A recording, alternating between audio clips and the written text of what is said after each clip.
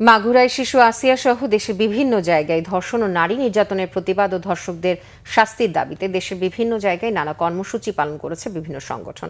জয়পুরহাটে মানববন্ধন করেছে জাতীয়তাবাদী মহিলা দল। শহরের পাঁচুর মোড়ে ঘণ্টাব্যাপী এই মানববন্ধনে বক্তব্য রাখেন বিএনপির কেন্দ্রীয় সহ সাংগঠনিক সম্পাদক ওবায়দুর রহমান চন্দন ও জেলা মহিলা দলের সভাপতি পারভিন বানু রুলি সহ অন্যান্যরা। বক্তারা বলেন, সারা দেশে সম্প্রতি যেভাবে ধর্ষণের ঘটনা বেড়েছে তা উদ্বেগজনক। এজন্য সরকারকে আরও কঠোর হওয়ার আহ্বান জানান তারা। ঝিনাইদহ শহরের পায়রা চত্বরে মানববন্ধন করে সচেতন নাগরিক কমিটি সনাক জেলা শাখা। এতে নানা শ্রেণী পেশার মানুষ অংশ নেয়। বক্তারা বলেন, মানবিকতা ও মূল্যবোধের অবক্ষয় ধর্ষণের অন্যতম কারণ। এক্ষেত্রে আইনের সঠিক প্রয়োগের পাশাপাশি মানুষের সচেতনতা খুবই জরুরি।